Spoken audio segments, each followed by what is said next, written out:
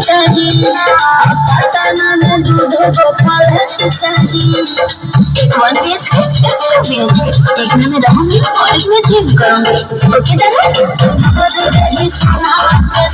चाहिए पटना में दूध गोपाल चाहिए। तू जितना खर्चा करेबू हम उतना खर्चा करब, ओकरा खातिर हम भागल ना हई।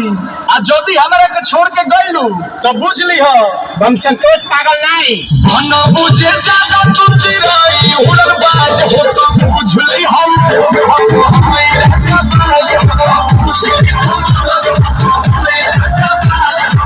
तू जाने छुआ कि हम ग्रेडे कौन नहीं।